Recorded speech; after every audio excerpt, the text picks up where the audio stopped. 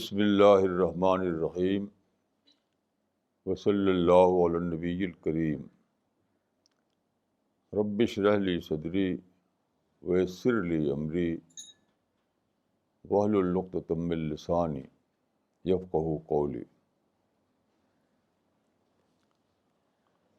آج کا ٹاپک ہے اسلامک پیسیفزم، یعنی امن پسندی اسلام میں۔ یہ ٹاپک میں نے اس لیے لیا کہ آج کل ہر جگہ اسامہ بن لادن کا چرچا ہے۔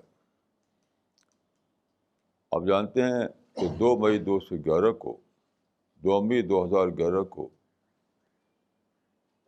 امریکی فورسز نے آپریشن کر کے اسامہ بن لادن کو ختم کر دیا تھا۔ تو بہت چرچا ہے، کوئی اس کے اگینسٹ بولتا ہے، کوئی ان کے فور میں بولتا ہے،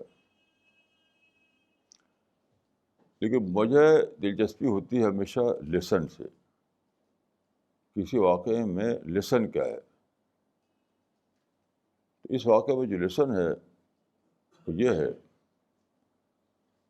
کہ ملیٹینسی سرے سے کوئی آپشن ہی نہیں ہے، کسی کے لیے بھی نہیں، نہ سپر پاور کے لیے اور نہ نان سپر پاور کے لیے، کیونکہ جس چیز میں رزلٹ نہ نکلے وہ آپشن نہیں بن سکتا ہے۔ اب دیکھیے، اسامہ بن لادن نے ایک بہت بڑا آپریشن کیا، مطلب ان کی جو تنظیم ہے القاعدہ، اس نے یہ تاریخ کا سب سے بڑا واقعہ ٹیرر کا غالباً تھا کہ نیو یارک کا جو ٹریڈ ٹاور تھا اس سے ہوائی جہاز کو ٹکرا دیا اور وہ ٹوٹ پھوٹ کر ختم ہو گیا۔ ایسا ٹیرر تو کبھی سنا نہیں تھا، نہ کبھی کیا تھا کسی نے، لیکن امریکہ ویسے کہ ویسے ہی ہے، امریکہ کی طاقت ویسی قائم ہے۔ دوسری طرف دیکھیے، امریکہ نے اتنا بڑا آپریشن کیا، بہت ہی بڑا ویل پلانڈ آپریشن تھا کہ ایبٹ آباد میں اس جگہ کو انہوں نے اسپاٹ کیا جو بہت چھپی ہوئی جگہ تھی وہ، اور وہاں پر ہیلی کاپٹر کے ذریعے آپریشن کیا انہوں نے، اور ان کے فوجیوں نے وہاں جا کر کے گولی مار دی اور ساری دنیا کو خبر بھی نہیں ہوئی۔ اتنا زیادہ ویل پلان تھا یہ آپریشن۔ لیکن میں یہ کہوں گا کہ اسامہ ایک انڈیویجول تھا، اس کے مارنے سے اسامہ فنامنا ختم نہیں ہوتا۔ انگلینڈ میں کہا جاتا ہے کہ وہاں ایک مقولہ ہے کہ بادشاہ مر گیا مگر بادشاہ زندہ ہے۔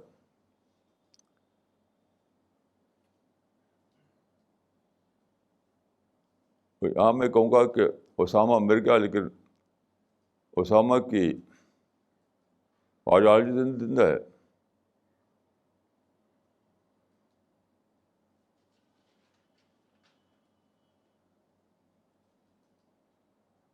تو وہاں کہتے ہیں کہ the king is dead, long live the king.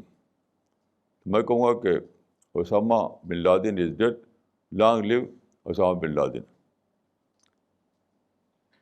کیونکہ انہوں نے دھمکی دی ہے ان کے جو القاعدہ ہے اس نے کہ ہم اس کا ریٹیلیٹ کریں گے، پتہ نہیں کیا کٹا لیں گے وہ تو ہو سکتا ہے کہ اس سے بھی بڑا 9/11 سے بڑا کوئی واقعہ کریں۔ تو بہرحال اس سے پہلے بھی جس نے ملیٹنسی چلائی، مثال تو ہٹلر نے بہت بڑا واقعہ کیا، سیکنڈ ورلڈ وار، لیکن اس سے کچھ بھی نہیں ملا اس کو۔ تو مجھے جو بات کہنا ہے وہ یہ ہے جو سبق میں نے لیا ہے وہ یہ ہے کہ وائلنس کوئی آپشن نہیں ہے، نہ انڈیویجول کے لیے، نہ آرگنائزیشن کے لیے، نہ اسٹیٹ کے لیے، کہیں بھی وائلنس کوئی آپشن نہیں۔ وائلنس کا جو رزلٹ نکلے گا اس کو دیکھیے،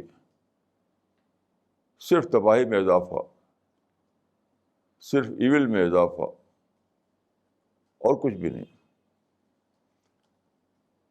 لیکن بہت ہی عجیب بات ہے کہ پوری تاریخ میں وائلنس جاری رہا ہے، پہلے بھی اور اب بھی۔ تو یہ پیسیفزم جو لفظ بولا میں، تو یہ ایک ڈسپلن ہے، یعنی اسٹڈیز ان پیس کو کہا جاتا ہے پیسیفزم۔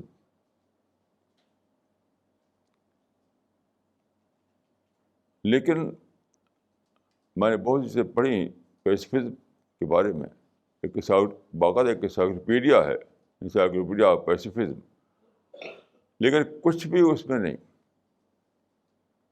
کیوں؟ بیسک بات دیکھیے یہ ہے کہ امن کی آئیڈیالوجی چاہیے۔ امن کی آئیڈیالوجی کوئی ڈیولپ نہیں کر سکا، نہ پہلے نہ اب۔ لوگ کہتے ہیں کہ امن قائم ہونا چاہیے، جنگ بری چیز ہے، لیکن آپ کو ایک آئیڈیالوجی دینی پڑے گی جس میں آدمی کو لگے، جسٹیفیکیشن مل جائے جنگ نہ کرنے کا۔ مثال کے طور پر عام طور پہ مانا جاتا ہے کہ جب انجسٹس ہوگا تو لڑائی ہوگی، اس لیے جسٹس قائم کرو، لوگوں کو جسٹس دو، تب امن قائم ہو جائے گا۔ یہ فارمولہ ہی غلط ہے۔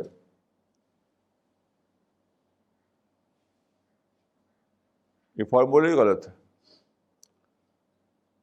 کیونکہ جسٹس ایک بائلیٹرل چیز ہے۔ آپ سمجھیں کہ جسٹس میں نے دے دیا لوگوں کو، دوسرا سمجھے کہ مجھے جسٹس نہیں ملا ہے، تو پھر بھی وہ ڈسسیٹسفائڈ رہے گا اور پھر وہ ملٹنسی چلائے گا۔ تو جسٹس کوئی کرائٹیریا نہیں بن سکتا ہے۔ صحیح بات یہ ہے کہ پیس قائم کرو، پیس سے اپرچونیٹیز کھلیں گی، اپرچونیٹیز کا اویل کرو، پھر تو وہ چیز حاصل کر سکتے ہو جس کو تم کہتے ہو جسٹس۔ تو میں نے بہت ساری چیزیں پڑھی، لیکن یہ کلیئر نہیں لوگوں کو کہ امن کیسے قائم کیا جائے۔ میں سمجھتا ہوں کہ اسلام نے پہلی بار تاریخ میں امن کی آئیڈیالوجی دی تھی، آئیڈیالوجی آف پیس، پہلی بار۔ یعنی اسلام نے گویا ایک نیا دور شروع کیا تھا، دور امن۔ لیکن بہت ہی عجیب بات ہے کہ اسلام کی جو آئیڈیالوجی آف پیس ہے اس کو نہ مسلمان سمجھے نہ دوسروں کو بتا سکے، وہ نہ خود مسلمان اس کو سمجھے اور نہ دوسروں کو بتا سکے۔ اس لیے اگرچہ رسول اللہ صلی اللہ علیہ وسلم نے اور آپ کے اصحاب نے امن کی آئیڈیالوجی بہت ہی کلیئر طریقے پر اور اس کو ماڈل بھی دے دیا، لیکن بہت جلد مسلمانوں میں ڈیریلمنٹ ہو گیا، لڑائی بڑھائی، آج تک لڑائی بڑھائی کر رہے ہیں، اور اس کا نام رکھ رکھا ہے جہاد۔ ایک حدیث ہے کہ آپ نے فرمایا کہ بعد کے زمانے میں لوگ شراب کو حلال کر لیں گے، شراب کو جائز کر لیں گے۔ تو لوگوں نے کہا کہ ایسا کیسے ہوگا کہ شراب کو لوگ جائز کر لیں؟ تو آپ نے فرمایا کہ یسمونہا بغیر اسمہا ثم یحللونہا، نام بدل دیں گے، نام بدل کر اس کو جائز کر لیں گے۔ تو آپ دیکھیے، ٹیررزم کو اور وائلنس کو کہہ دیا جہاد، تو ٹیررزم کو اور وائلنس کو جہاد کے نام پر جائز کر رکھا ہے۔ وہی ہے یہ نام بدل کر ایک ناجائز کو جائز کر لینا،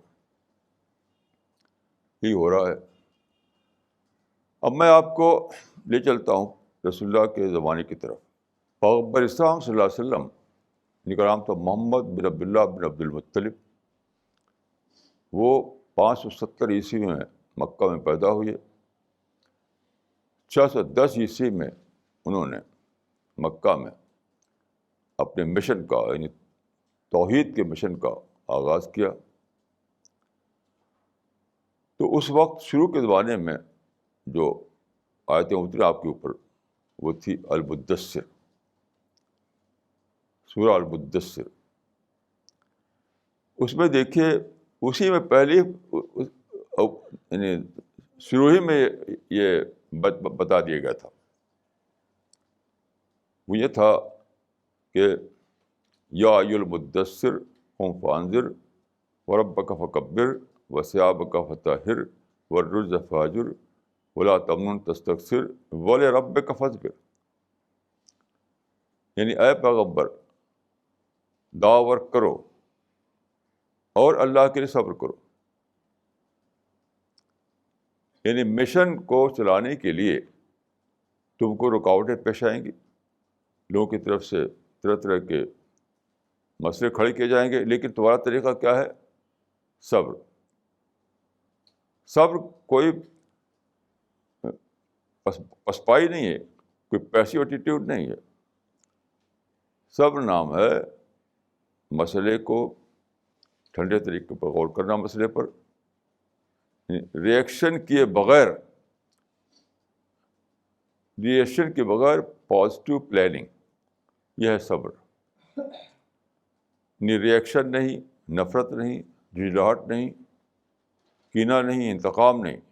ان سب سے الگ ہو کر کے آپ سوچیں، سوچ کر کے اپنے عمل کی پازیٹیو پلاننگ کریں، اسی کا نام ہے صبر. شروع بتا دیا گیا. یہ کیسی عجیب بات ہے. پھر 2 اور آیتوں کو لیجیے. قرآن مجید میں ایک آیت ہے الصلح خیر. صلح کا مطلب ہوتا ہے وہی جو آپ آج کہتے ہیں امن، پیس. یعنی الصلح خیر کا مطلب ہے peaceful settlement is the best. یہ قرآن میں رسول اللہ کو بتایا گیا. یہ سورہ النساء میں یہ آیت ہے. الصلح خیر یعنی peaceful settlement is the best. دوسری ایک آیت سورہ حج میں ہے الحج. فلا ینازعنک فی الامر وادع الی ربک.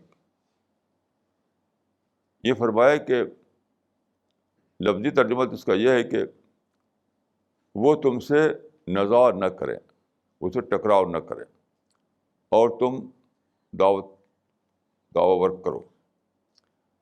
لیکن یہ عربی کو اسلوب ہے. اس کا مطلب یہ نہیں کہ انہیں آرڈر دیا جا رہا ہے کہ تم نزاع مت کرو، یعنی مدعو کو نہیں، داعی سے کہا جا رہا ہے کہ تم نزاع کی نوبت نہ آنے دو. جسے عربی میں کہا جاتا ہے کہ لا یضربنک زید. تو لفظی ترجمہ تو اس کا ہے کہ زید تم کو ہرگز نہ مارے، لیکن اس کا مطلب یہ نہیں ہے. اس کا مطلب کہ تم زید کو ہرگز یہ موقع نہ دو کہ وہ تم کو مارے. یہ مطلب ہے.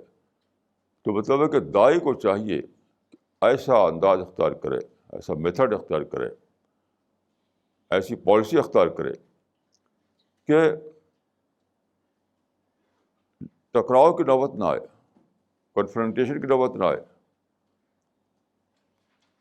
پیسفل انوائرمنٹ کو باقی رکھے داعی اپنی طرف سے، کیوں اس کے بغیر دعویٰ ورک نہیں ہو سکتا ہے.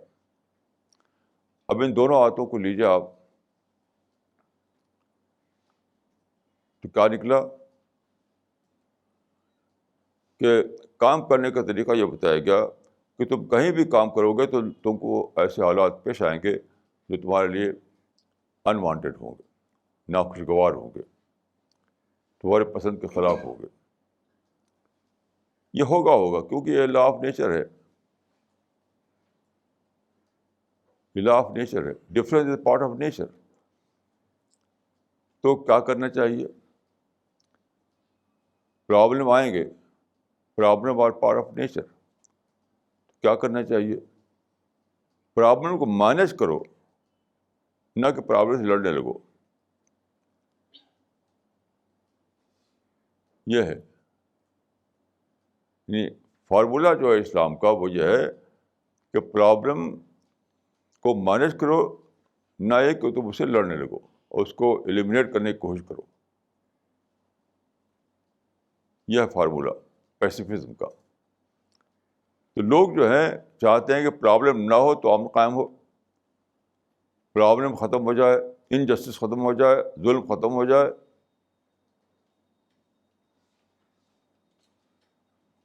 تو یہ تو کبھی نہیں ہوگا. نتیجہ کیا ہوتا ہے, لوگ امن کے نام پر ایک اور لڑائی چھیڑ دیتے ہیں. کوئی باقاعدہ وائلنٹ ایکٹیویزم چلاتا ہے, کوئی اسٹریٹ ایکٹیویزم چلاتا ہے. وہ بھی ایک قسم کی لڑائی ہے. یعنی کوئی ہتھیار اٹھا لیتا ہے, کوئی ہتھیار نہیں اٹھاتا تو کراؤڈ لے کے آتا ہے اسٹریٹ پر, اس سے طرح طرح کے مسائل پیدا ہوتے ہیں. تو اسٹریٹ ایکٹیویزم بھی اپنی اسی کیٹیگری میں سے تعلق رکھتا ہے. اسٹریٹ ایکٹیویزم سے کیا ہوتا ہے, ایجیٹیشن پیدا ہوتا ہے, ایجیٹیو مائنڈ پیدا ہوتا ہے, نفرت پیدا ہوتی ہے, جھگڑے ہوتے ہیں. وی اینڈ دو کانسیپٹ آتا ہے, کیونکہ اسٹریٹ ایکٹیویزم چاہتا ہے کسی کے خلاف, وہ ظالم ہے میں مظلوم ہوں, وہ مجھے محروم کیے ہوئے ہے مجھے لینا ہے. تو یہ جو ہے طریقہ, تو چاہے آپ گن اٹھائیں یا گن نہ اٹھا کر کے آپ ڈیمونسٹریشن, اسٹریٹ ایکٹیویزم, بھیڑ بھاڑ جمع کر کے سلوگن, پالیٹکس چلانا, یہ سب بھی وہی ہے, کوئی فرق نہیں ہے اس میں. تو اسلام میں ہرگز دونوں میں سے کوئی بھی نہیں. رسول اللہ نے کبھی بھی ایجیٹیشن کی پالیسی نہیں چلائی. جلوس, نعرہ, جھنڈا, ایجیٹیشن, یہ طریقہ ہے پروٹیسٹ, یہ رسول اللہ نے کبھی اختیار نہیں کیا. حالانکہ وہ بہت پرابلم تھا. مثال کے طور پر کعبہ میں سینکڑوں بت رکھے ہوئے تھے, لیکن آپ نے کبھی ایجیٹیشن نہیں کیا. تو دیکھیے پیس جو ہے, پیس کا فارمولہ جو لوگوں نے اختیار کیا وہ فارمولہ ہی غلط ہے.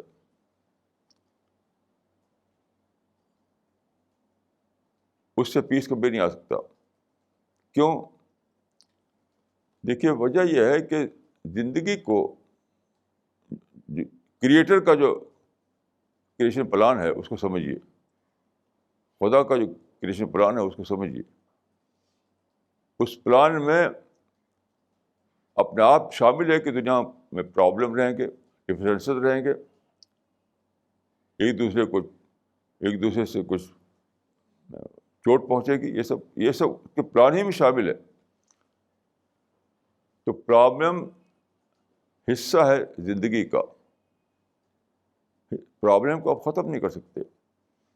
تو پرابلم کو مینیج کر سکتے ہیں آپ, پرابلم کو آپ ایلیمنیٹ نہیں کر سکتے. یہ ہے راز جو رسول اللہ کو بتایا گیا. تو دیکھیے اس کا قرآن میں, حدیث میں اس کو بہت کھول کر بتایا گیا. مثال کے طور پر ایک حدیث ہے کہ ان اللہ یعطی الرفق ما لا یعطی العنف, God grants to non-violence what he does not grant to violence. خدا امن پر وہ چیز دیتا ہے جو وہ ٹکراؤ پر نہیں دیتا. اور دوسرے کیا اس کا ماڈل رسول اللہ اپنی زندگی میں پیش کیا. مثلاً دیکھیے آپ مکہ میں تھے تو وہاں ہر قسم کے پرابلم تھے. مطلب ایک پرابلم یہ تھا کہ توحید کے گھر میں بہت سارے بھرے ہوئے ہیں. ایک پرابلم یہ تھا کہ رسول اللہ کے جو ساتھی تھے ان کو لوگ مارتے پیٹتے تھے, خود رسول اللہ کو ستاتے تھے.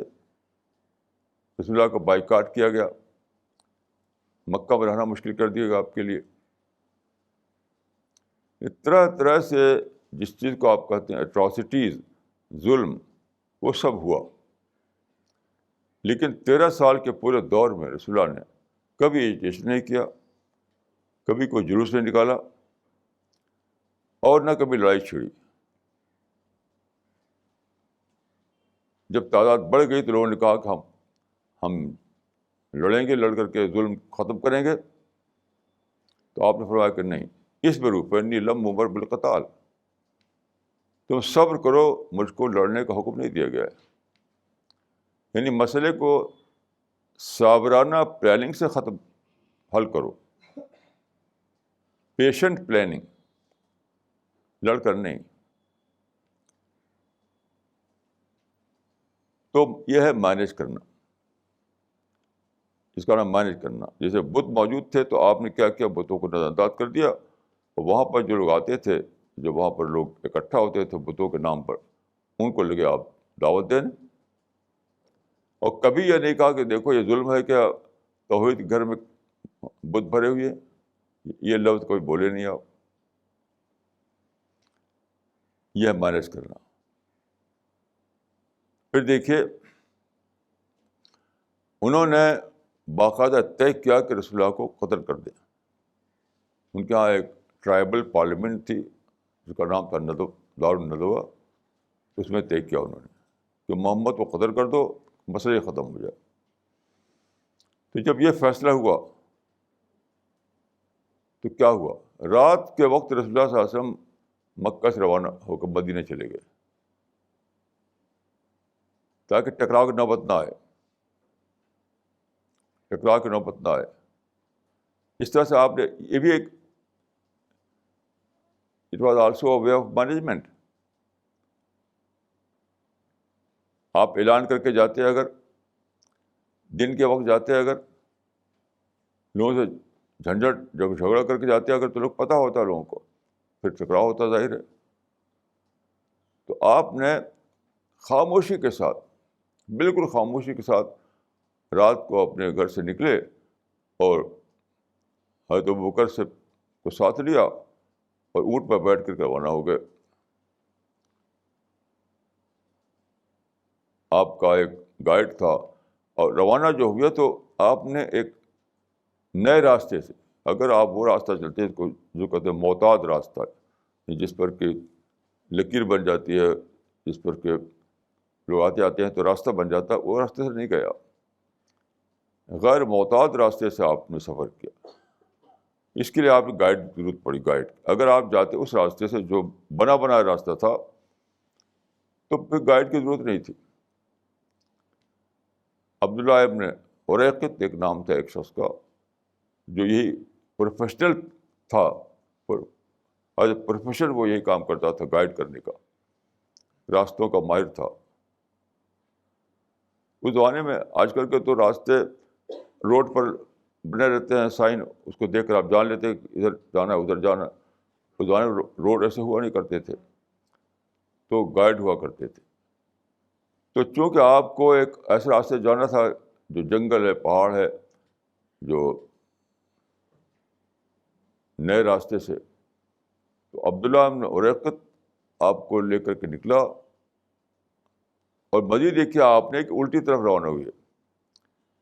یعنی آپ غور کیجئے کہ مکہ سے نکل کے آپ غار ثور میں جا کر ٹھہرے۔ غار ثور جو ہے وہ مدینے کی الٹی طرف ہے، کیونکہ آپ کو خطرہ تھا کہ جب آپ نکل، لوگوں کو خبر ہوگی کہ آپ چلے گئے مکہ سے، تو آپ بھیجیں گے، لوگ دوڑائیں گے، لوگ گرفتار کر کے لاؤ، پکڑ کے لاؤ۔ تو الٹی طرف چلے گئے آپ، اب وہ دوڑے ادھر ادھر، آپ کچھ ٹھہرے پہلے غار ثور میں، پھر وہاں سے نکل کر کے نئے راستے سے چلتے ہوئے آپ مدینہ پہنچ گئے۔ یہ تھا مینیج کرنا، ٹکراؤ کو اوائڈ کرنا، لڑائی کو اوائڈ کرنا، فائٹنگ کو اوائڈ کرنا، وائلنس کو اوائڈ کرنا۔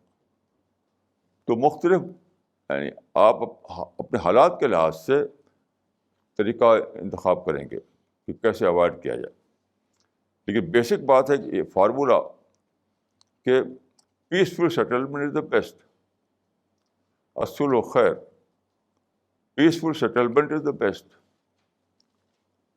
اور دوسرا جو میں نے عرض کیا کہ فلا ينازعنک فی الامر، یعنی دوسروں کو تم یہ موقع ہی نہ دو کہ ٹکرا کے نوبت آئے،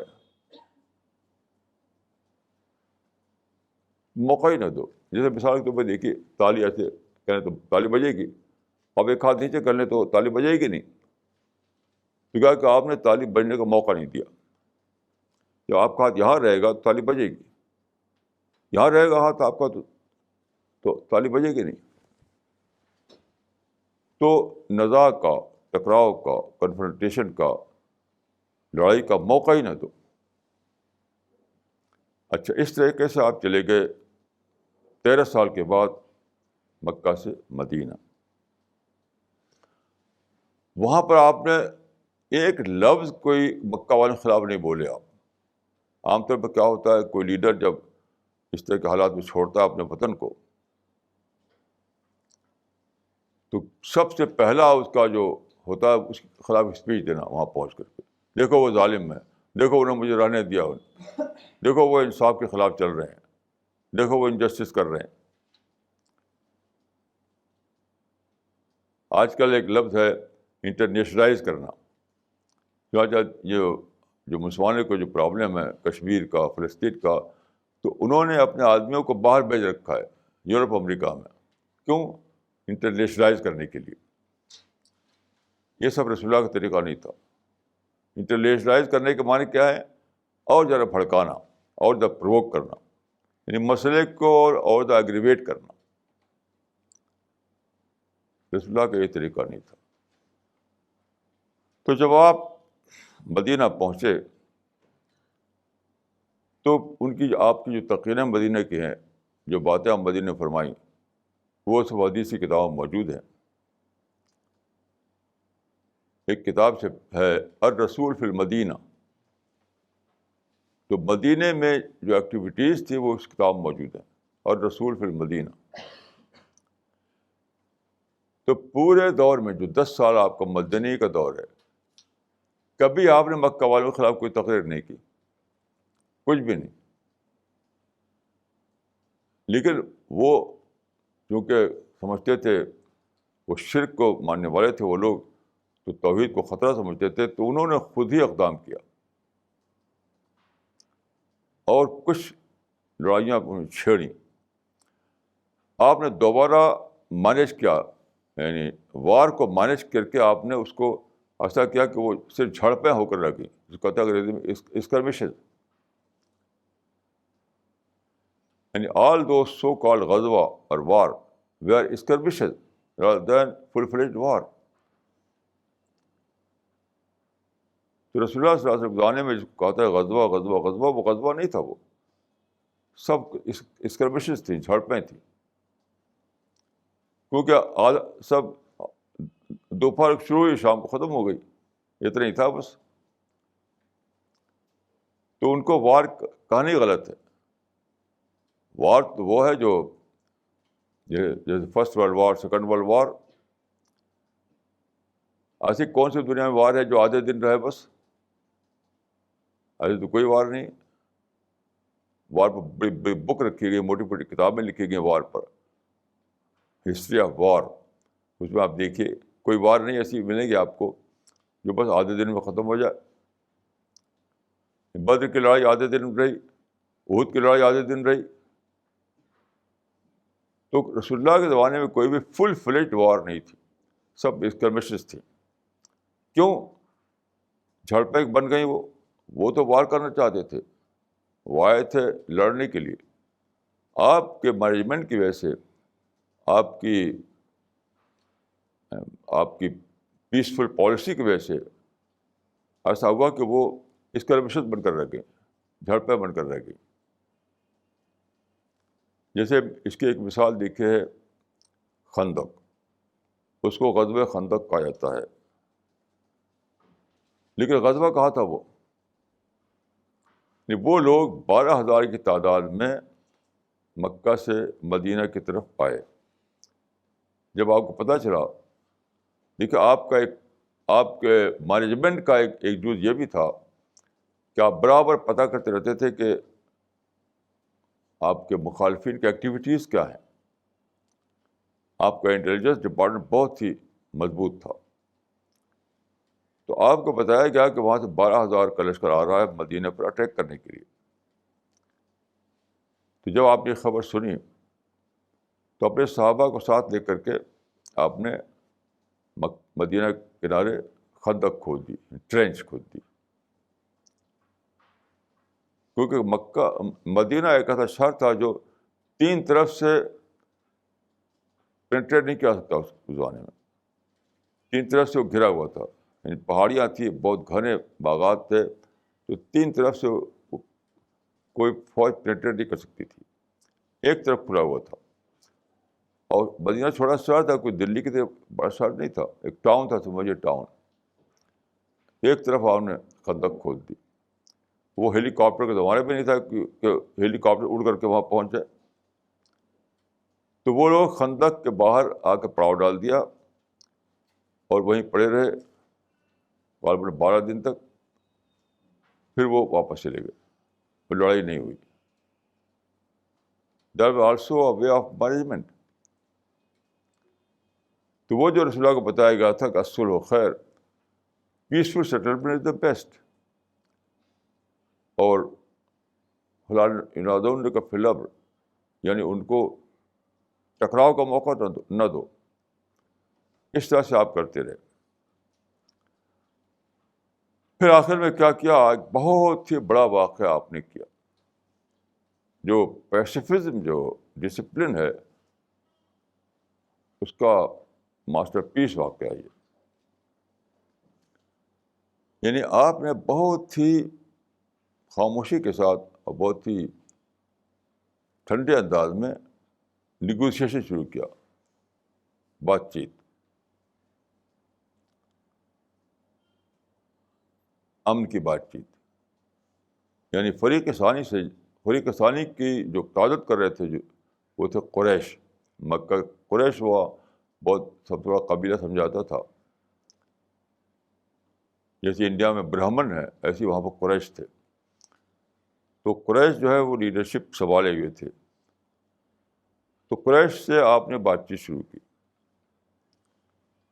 کہ تمہارے درمیان پیس کا معاہدہ ہو جائے. نہ ہم تم پر اٹیک کریں، نہ تو ہمارے پر اٹیک کرو. تو انہوں نے کہا کہ ٹھیک ہے، لیکن انہوں نے شرطیں ایسی لگائیں، کنڈیشن، یونیلیٹرل کنڈیشن، بہت سی یونیلیٹرل کنڈیشن. مثال کے طور پر ایک یہ کہ اگر مکے کوئی آدمی آپ کے دین کو قبول کر لے اور مدینہ چلا جائے، تو آپ کو مطلب اس تاریخ کے بعد، جس تاریخ کو، پچھلے کی بات نہیں ہے، جس تاریخ کو ہمارا آپ کا معاہدہ ہوگا، اس کے بعد اگر مکے کا کوئی آدمی آپ کے دین کو قبول کر لے اور مکہ چھوڑ کر مدینہ چلا جائے، تو آپ کو اس آدمی کو ہمیں واپس کرنا پڑے گا، واپس کرنا پڑے گا. اس طرح کے کئی اس میں کنڈیشن تھی. یہاں تک کہ دیکھیے، معاہدہ اس زمانے میں پیپر ہوا کرتا تھا، ہینڈ میڈ پیپر، اس پر لکھا جا رہا تھا. تو اس پر لکھا گیا کہ یہ معاہدہ جو ہے قریش کے درمیان اور محمد رسول اللہ کے درمیان. تو انہوں نے کہا کہ رسول اللہ تو ہم مانتے نہیں آپ کو، یہ لفظ کاٹیے، صرف محمد بن عبداللہ لکھیے. تو صحابہ تیار نہیں تھے کہ کاٹا جائے اس کو. آپ نے خود اپنے ہاتھ سے مٹا دیا کہ ٹھیک ہے، لکھ دو کہ محمد بن عبداللہ رسول اللہ کاٹ دو. یعنی آپ نے اپنی حیثیت جو تھی اسی حیثیت کو کاغذ پر مٹا دیا. یہ تھا مینجمنٹ کے. دیکھیے، کوئی ایک ہارڈ اینڈ فاسٹ رول نہیں ہوا کرتا. حالات کے لحاظ سے پتہ چلتا ہے کہ ہم کیسے مینیج کریں، کیسے ٹکراؤ کو اوائڈ کریں، کیسے وار کو اوائڈ کریں، کیسے کنفرنٹیشن کو اوائڈ کریں. اسی کو میں کہہ رہا ہوں مینجمنٹ. تو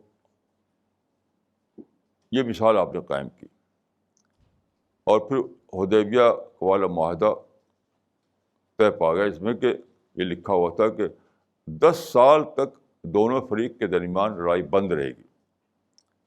تو حدیبیہ جو تھا بیسیکلی وہ 10 سال کا نو وار پیکٹ تھا. نو وار پیکٹ. اب دیکھیے کہ کیا ہوا. نو وار پیکٹ جب ہوا تو یہ عام طور پہ اسکالرز جو ہے پیس کا ڈیفینیشن دیتے ہیں ایبسنس آف وار. جو اسکالرس کی ڈیفینیشن ہے پیس کے لیے وہ ہے ایبسنس آف وار، یعنی جنگ کی غیر موجودگی. میں کہوں گا یہ نگیٹو ڈیفینیشن ہے. یعنی پیس ایک پازیٹیو ٹرم ہے، آپ اس کی نگیٹو ڈیفینیشن دے رہے ہیں تو وہ تو ٹھیک نہیں ہے. پیس کی ڈیفینیشن صحیح ہونی چاہیے ایبسنس آف وار نہیں ہونا چاہیے، پریزنس آف اپرچونیٹیز. یعنی ایبسنس آف وار کے ساتھ یہی ملائیے آپ، absence of war and presence of opportunities, تب ڈیفینیشن مکمل ہوگی. تو جہاں جب پیس قائم ہوگا تو کیا ہوگا؟ مواقع کھلیں گے، اپرچونیٹیز کھلیں گے، اوسر کھلیں گے. تو وہی ہوا. پہلی بات تو یہ ہوئی انٹریکشن بڑھ گیا. یعنی حدیبیہ معاہدے سے پہلے رسول اللہ کے صحابہ جو تھے ان کا انٹریکشن مکہ والے سے ہوتا نہیں تھا، دوسرے قبائل سے ہوتا نہیں تھا جو شرک میں تھے. اب انٹریکشن بڑھ گیا اور لوگ ایک دوسرے کو قرآن سنانے لگے، ایک دوسرے کو اسلام کی باتیں سنانے لگے. پیسفل انداز میں دعوی ورک شروع ہو گیا. تو 2 سال کے اندر اندر ایسا ہوا کہ ایک دم سی چینج ہوگا، سی چینج. وہ کیسے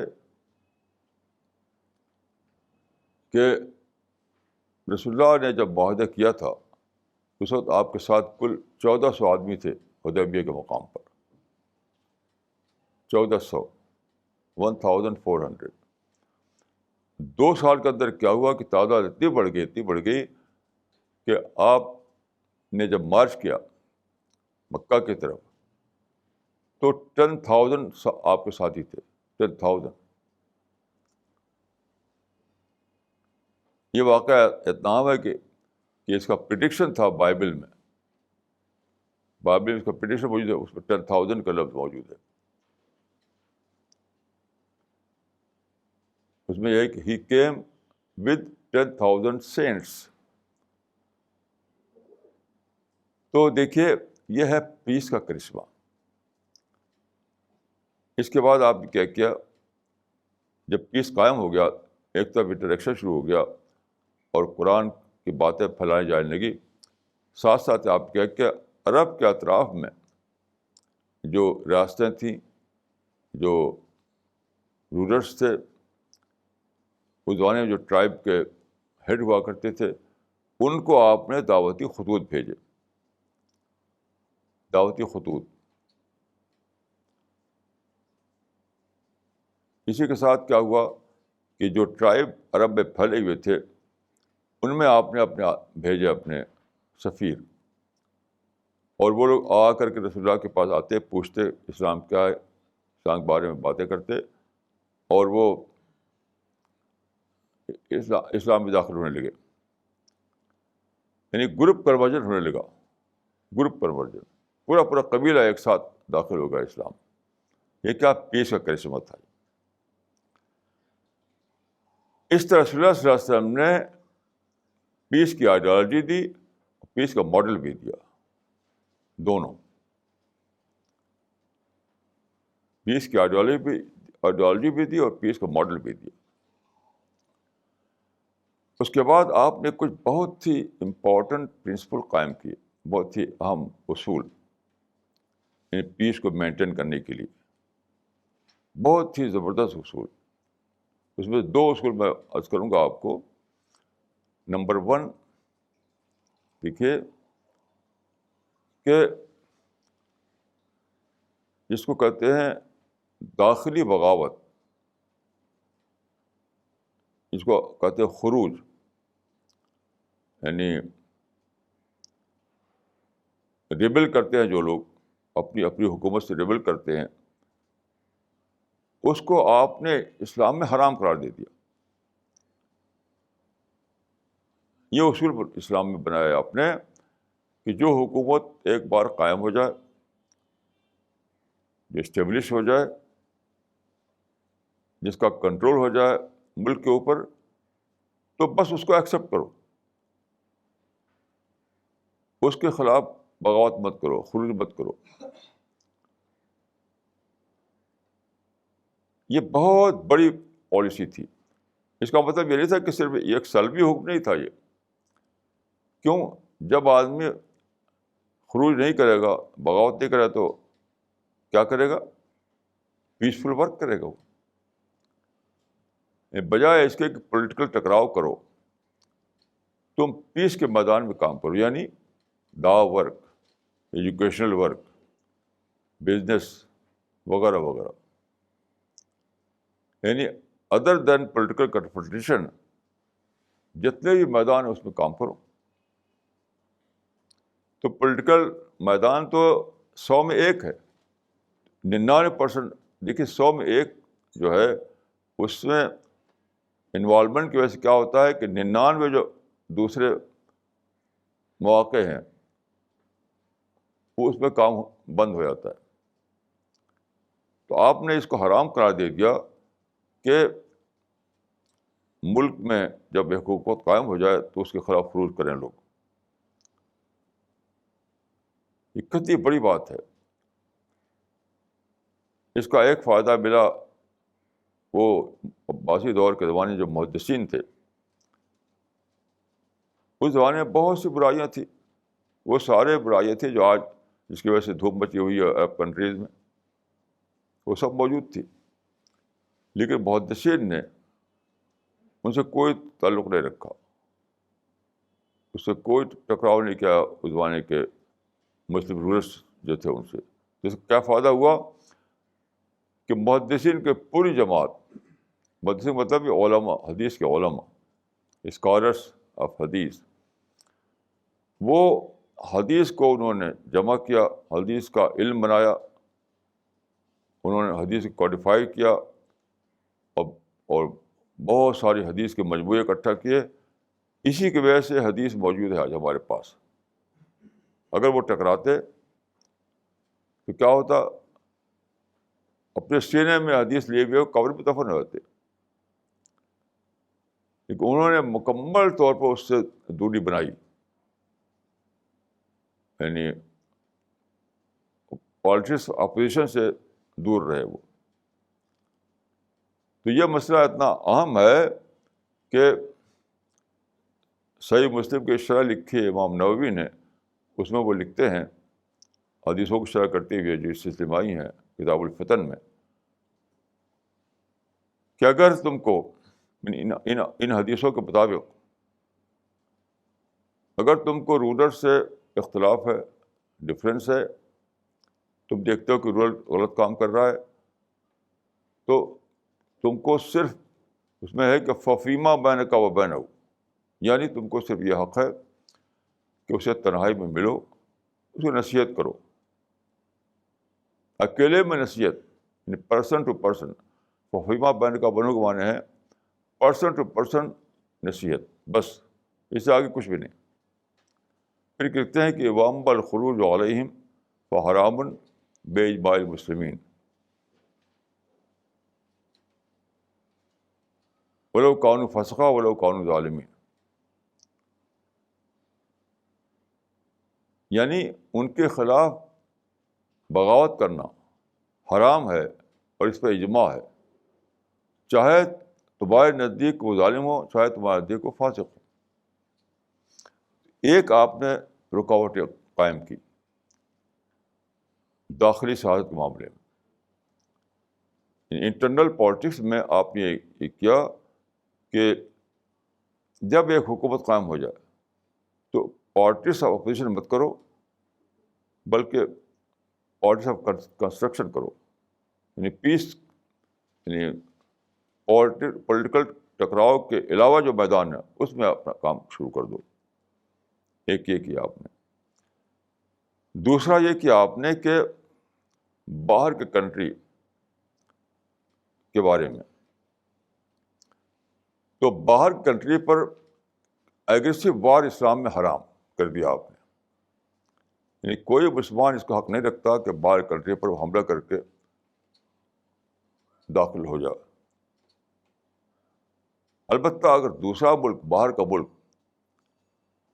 اگریشن کرتا ہے، حملہ کرتا ہے، اٹیک کرتا ہے، تو دفاع کے طور پر اس سے لڑنا جائز ہے. بس ایک ہی لڑائی اسلام میں ہے، وہ ہے ڈیفینسو وار. کیونکہ اس کے لیے ایسا نہیں کہ بس خبر سنی آپ نے اپنی فوج لے کر روانہ ہو گئے لڑنے کے لیے. نہیں، اگر آپ نے خبر سنی ہے کہ باہر کا ایک کنٹری اپنی فوج لے کر آ رہا ہے، تو آپ نیگوشیشن کیجیے، امن کا صلح کا معاہدہ کرنے کی کوشش کیجیے. پتہ کیجیے کہ وہ کیا ارادے ہیں، کیا وہ چاہتا ہے. تو ہر طریقے سے جنگ کو اوائڈ کرنا، ہر طریقے سے جنگ کو منیمائز کرنا، پہلے یہ کوشش کرنا چاہیے. اگر ساری کوششیں بیکار ہو جائیں اور وہ واقعتاً وہ اٹیک کر دے، تب بھی لمیٹڈ وار جائز ہے. یعنی اتنی وار جتنی کہ اس اٹیک کو ختم کرنے کے لیے، بس وہ زیادہ نہیں، لمیٹڈ وار.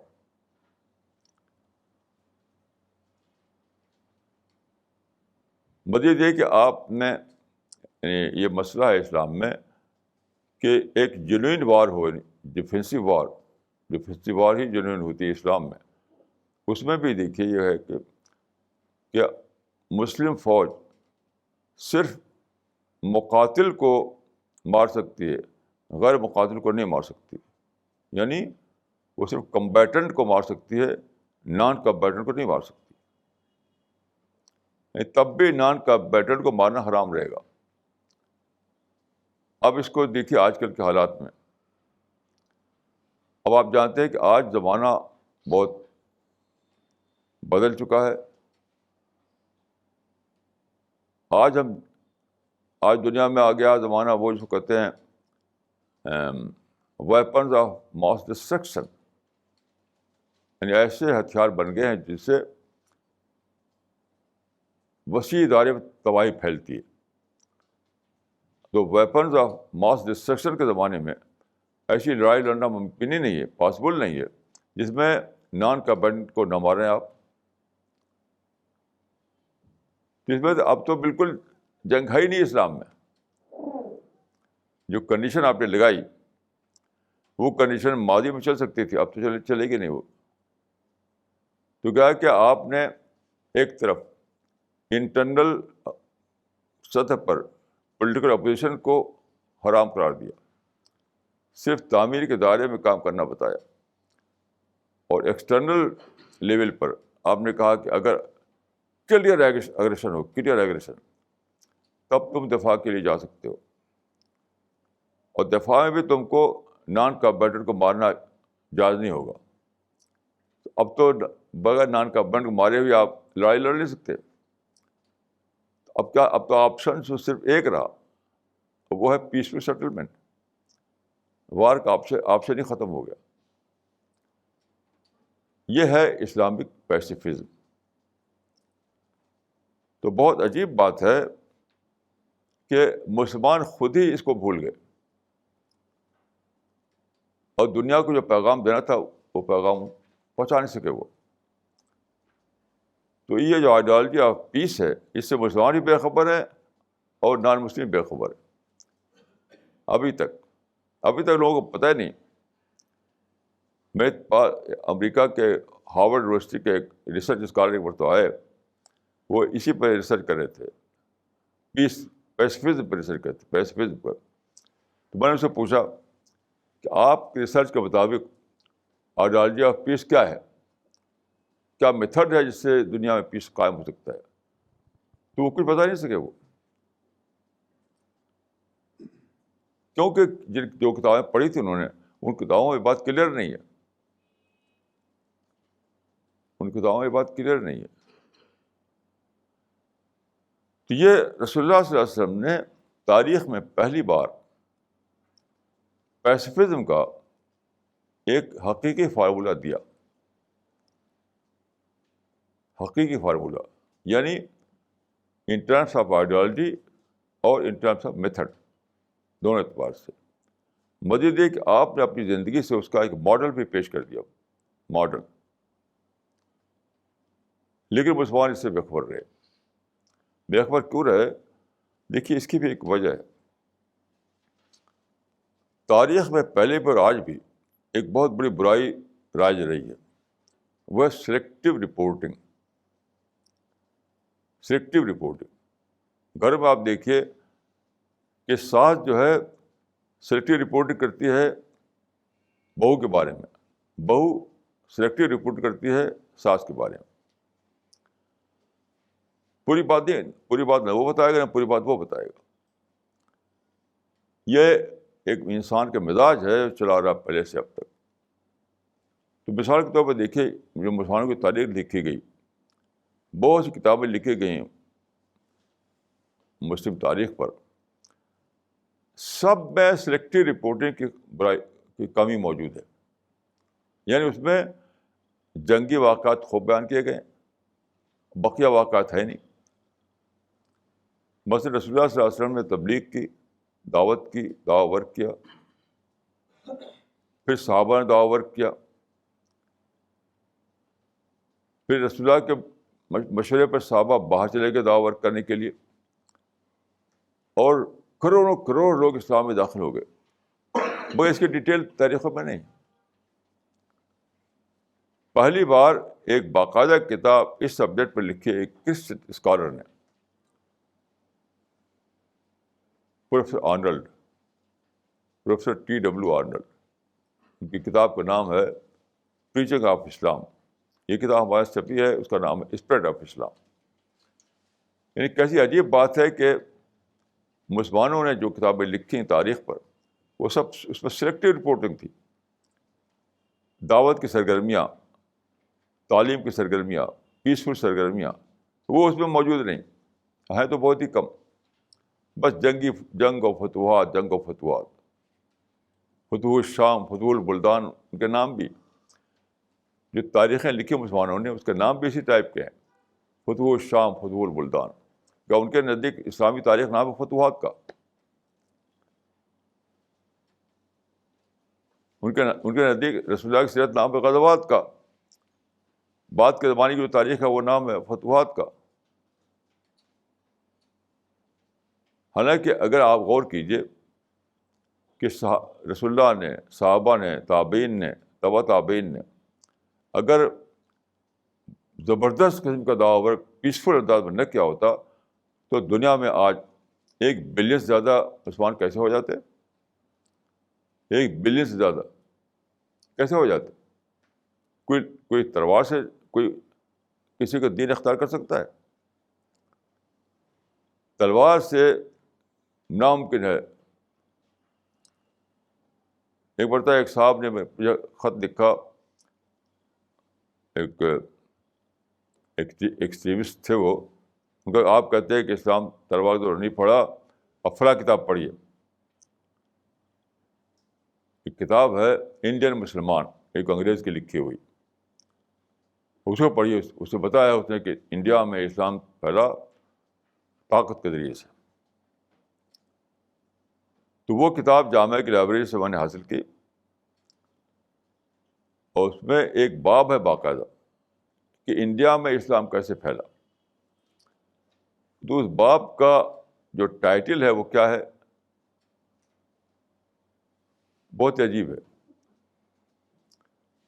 کہ اسلام کا داخلہ انڈیا میں امن کے ذریعے سے، یعنی peaceful penetration of Islam in India. یہ اس کا ٹائٹل ہے،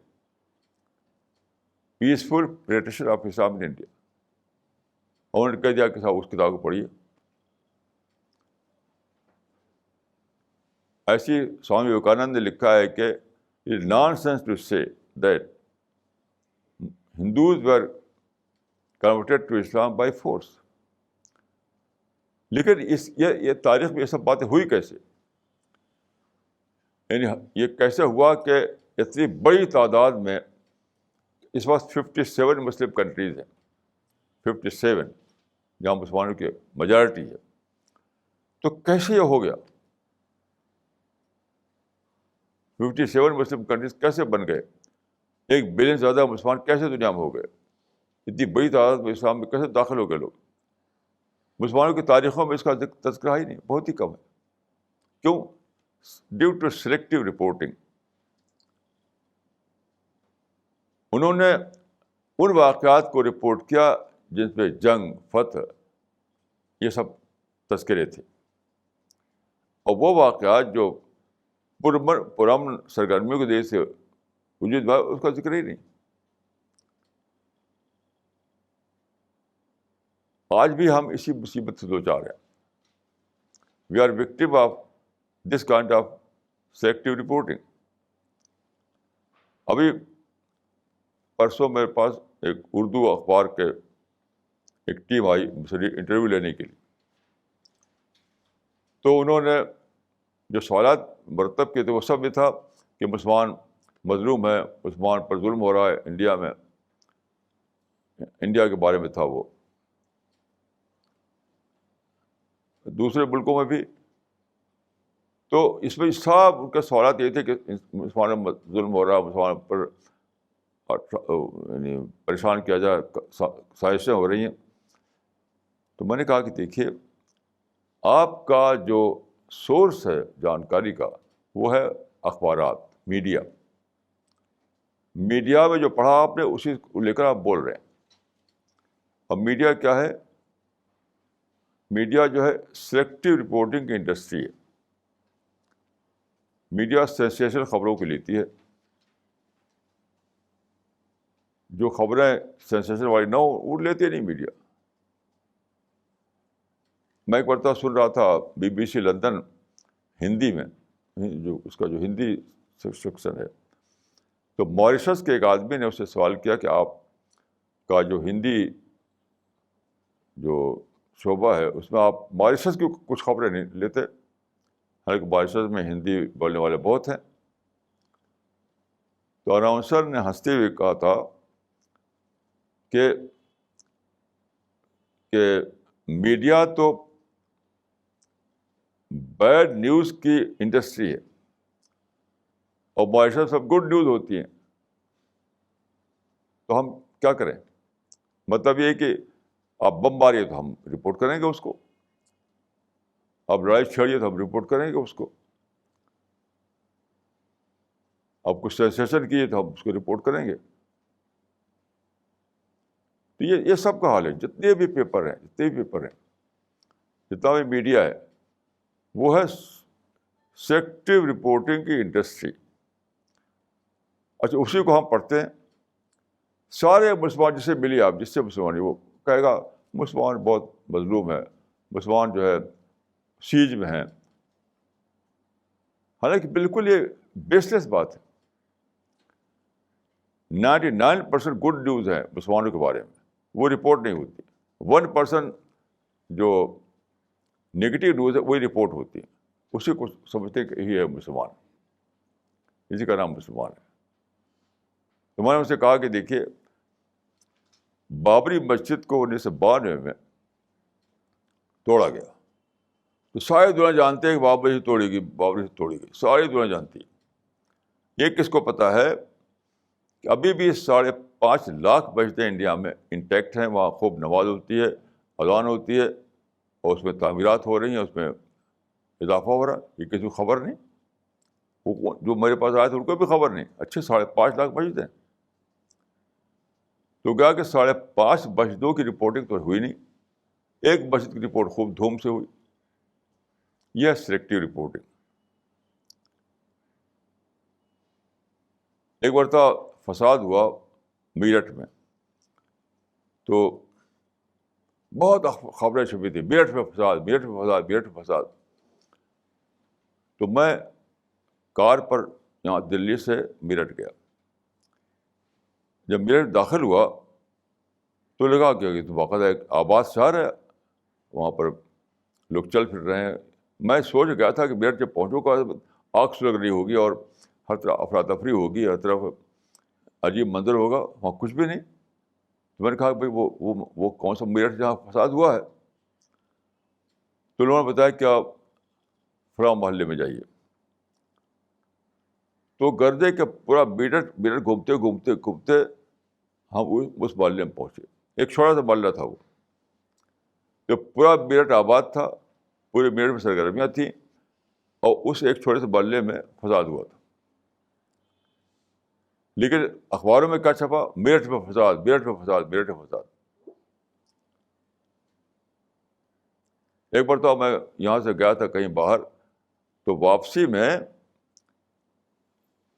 جہاز میں مجھے جو اخبار ملا اس میں لکھا ہوا تھا کہ دلی میں فساد. تو جب میں دلی ایئرپورٹ اترا تو میں پریشان ہوا کہ بھائی پتہ نہیں دلی میں کیا ہو رہا ہے. تو اس زمانے موبائل بھی نہیں ہوتا تھا کہ موبائل سے میں بات کر لوں، موبائل سے پہلے کی بات ہے. میں ایئرپورٹ سے گھر آیا، لیکن یہ ڈرتے ڈرتے پتہ نہیں کیا ہو جائے گا کہ ساری دلی میں فساد ہو رہا ہے. تو ایئرپورٹ سے نظام الدین آ گیا، کہیں کوئی فساد نہیں کچھ. تو بات کو پتہ چلا کہ سیلم پور کے کسی ایک محلے میں فساد ہوا تھا. تو سیلم پور جو ہے ہزاروں بستیوں میں ایک بستی ہے، وہاں پر ایک محلے میں کچھ ہوا تھا، اور اخبار میں کیا چھپا؟ دلی میں فساد. بلکہ پاکستان اخبار میں چھپا تھا بھارت میں فساد، اسے بڑھ کر کے. یہ سلیکٹو رپورٹنگ. تو ہماری تاریخ میں سلیکٹو رپورٹنگ ہوئی، آج بھی میڈیا کے دور میں سلیکٹو رپورٹنگ ہو رہی ہے. تو یہ سب چیزیں ہیں جو لوگوں کو امن سے روکے ہوئے ہیں. لوگ نفرت میں جیتے ہیں، لوگ غصے میں جیتے ہیں، لوگ ایک دوسرے کے خلاف یعنی دشمنی کے جذبے میں جیتے ہیں. حقیقت ایسی نہیں ہے. تو میں سمجھتا ہوں کہ ہمیں ایک نئی تاریخ بنانی ہے، ایک نیا دور لانا ہے، بلکہ میں کہوں کہ ہسٹری کو ری پروسیس کرنا ہے. تب لوگ جانیں کہ حقیقی صورتحال کیا ہے، تب لوگ جانیں کہ آئیڈیالوجی آف پیس کیا ہے، تب لوگ جانیں کہ کس طرح سے امن قائم کیا جائے. جو امن ہوگا تب دعوی ورک ہوگا. میں دعا کرتا ہوں اللہ تعالیٰ مجھ کو اور آپ کو توفیق دے. اقول قولی ھذا واستغفر اللہ لی ولکم اجمعین.